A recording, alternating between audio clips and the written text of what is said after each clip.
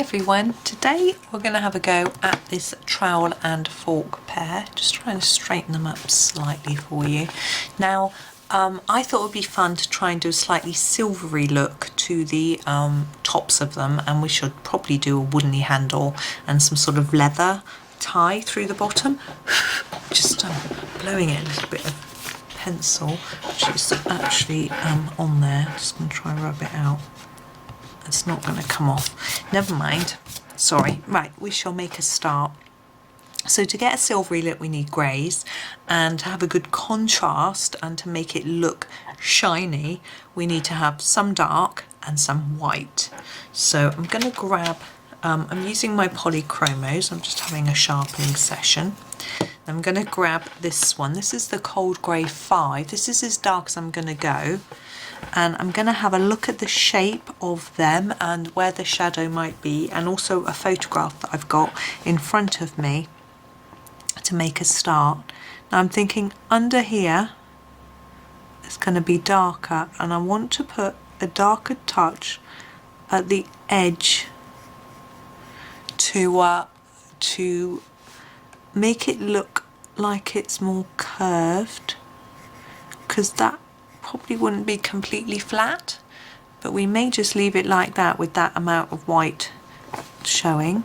Now these will normally have a little bit of a dipped in part just there, and then I'm thinking we'll go along this edge a little bit darker and along that edge, and then gently bring it in to leave a sort of white shine part. And we're going to do the same on this side. Now you notice I'm only using the one shade of grey. I hadn't consciously decided to do that, but if you can apply gentle pressure you can get away with just one. We'll see whether we want to get some lighter ones in a bit. So you see we're beginning to add some shine and some shadowing. We do want some more grey. I'm gonna use a lighter colour in more of that. So I'm going to take this one across here. I'm going to do the same with the edge. Now what this partially does as well is it slightly masks the black line, which I like. And we can start to bring it in. Now with a trowel we've got a shape to it which we have to acknowledge, so it's usually dipped in the middle, or there's a line down the middle. I'm finding it easier to do like a line, so it's sort of dipped in, and then we'll take that out towards the edge and leave that white bit. Hopefully that looks a bit like it's slightly shaped. We have got some lines here to sort of indicate that it's a bit darker there and here, which I'm not going to ignore because Johanna knows what she's doing. So there we have our shine on this one. This one, as I say, I'm going to grab the lighter grey. So I'm going to just go down one to the Cold Grey 4 and gently start to bring in some colour where I think there might be a little bit of light colour. We might have a bit going across the bottom there, and I'm just applying it gently because I want to make sure we still got some shine on there. It doesn't show up very well, the shine, because I haven't put it on dark enough actually. That's better. Yeah, I'm going to leave that there. I think if I over fiddle it's going to spoil it, so I'm just going to leave it at that point there. And now we're going to do the wooden handle.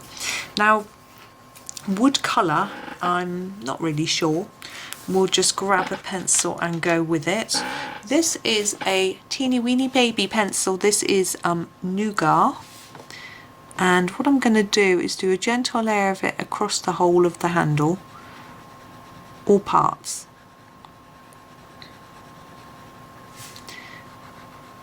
Both, they're going to be matching, they're a pair.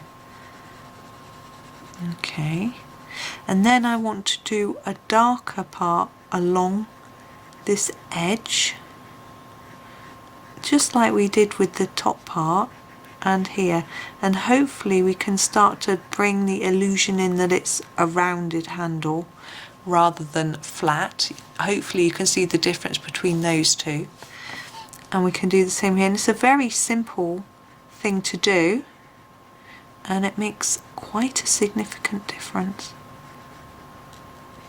And the same on this side, so just push down pretty hard on that edge or put lots of layers down and then gently bring it in like that.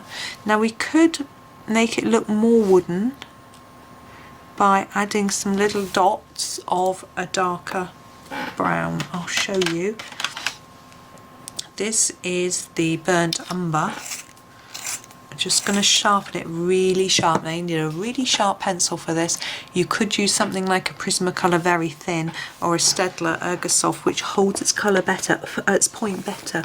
The first thing I'm going to do is do a tiny line across here, because I think that little bit there is raised, so there'll be a little bit of shadow under it, and then I'm going to use my fine point to make tiny little lines across the whole of the handle to give it the look of wood. It doesn't want to right over there. Come on, there we go.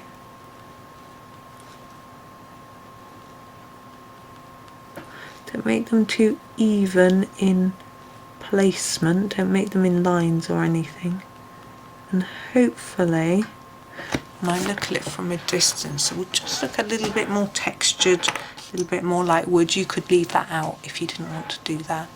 Now we've got our leather. I think just a brown leather will be nice. I'm going to keep this same Burnt Umber, I think. What I'm going to do is a really light layer first, because I want to make it look slightly shiny, because leather can have a bit of a shine to it. It can be matte as well, it depends which way. Often with these it's rough on one side and shiny on the other. Sort of not rough, but sort of soft almost. Now I think it will be darker down here and get lighter as it comes up towards there. The light might hit it on the top there, whereas because this is inside I think it's going to be darker. Down here I'm going to make the knot quite dark and then start dark here and dark there and bring it up to make it sort of catch the light in the middle, and do differently from here, up from the bottom and catch the light on the top of there. That's a bit of a, just going to blend that up a bit because it's a bit too much of a harsh line. Now on this one, dark near the bottom, lighter up, and the same here, although because that's behind it will have a bit of shadow. A dark knot, yep, dark coming down from the knot and up from the bottom, and the same there. There we go. There's our spade, trowel and fork. So I hope that was interesting.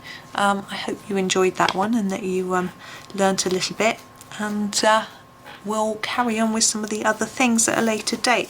I do plan on completing all of this page, but I'm not putting the videos out one after the other because I don't want you to get bored. If you're not doing this page, then you don't want to keep seeing things from this page all the time. So they'll come mixed in with other videos, and but as I say, I will complete the page eventually. So there we go. So thank you for watching. Hope you enjoyed it, and happy colouring.